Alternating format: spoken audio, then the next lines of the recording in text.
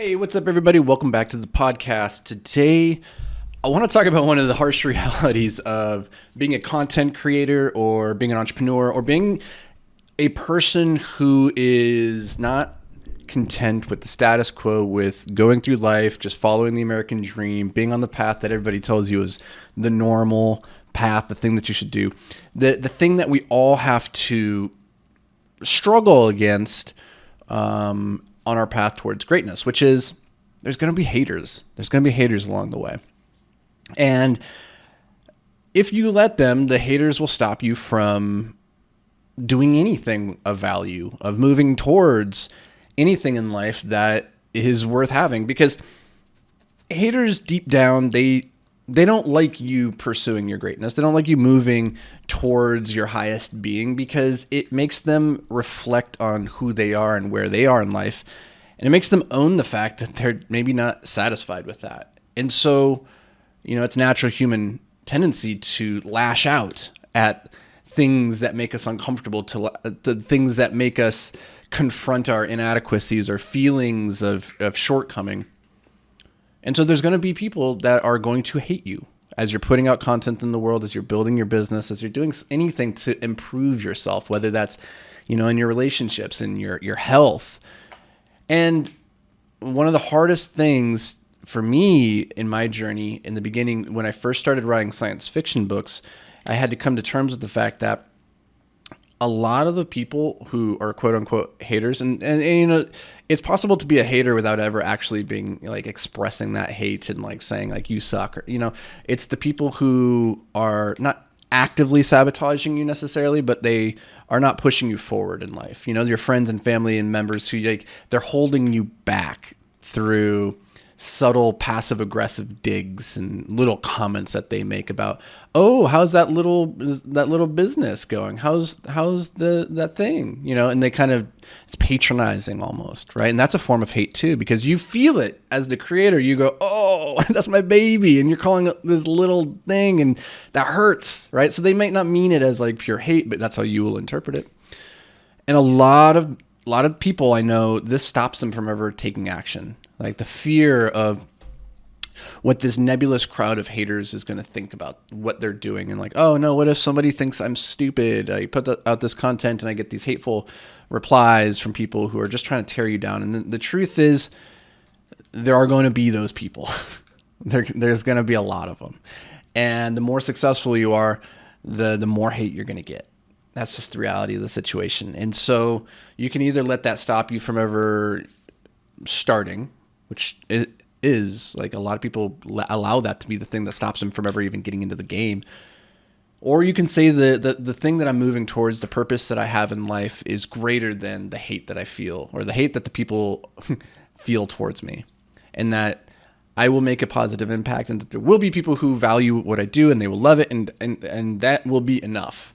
And those are the people that I create for, and I create for myself and not for the haters.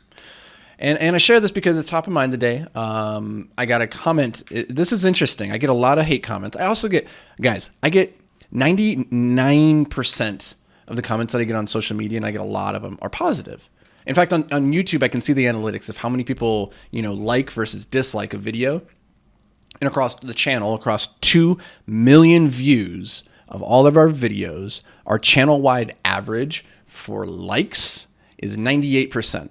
98% of people like what we're doing. 2% hate it. And those 2%, if you let them, they will pull you down. And I have a policy where if you are a hater or if you are a troll, I am going to annoy the hell out of you with kindness. Because it's the last thing that the trolls really want. They want to get under your skin. And when you show them that it doesn't work, that when you show them love and appreciation, nothing bothers them more. So that's number one. That's a lot of fun, is like to annoy trolls with love. And the way this usually works is a troll will say something very mean and hurtful in the comments section, and I will just reply to him, I appreciate you taking the time to check out the video nonetheless. Good luck on your journey, brother. I appreciate you. Truly. And I truly feel that, because I saw this movie with Brad Pitt a while back called Bullet Train. And there's the best line in this movie. He goes, hurt people hurt people. And I thought that was just so brilliant. Hurt people, hurt people. And it's true. Like the people who are lashing out with hate, they're hurt. They're hurting inside. They're not content with who they are. They hate who they are, probably. They hate this life that they're living. And they want others to feel that too, because misery loves company.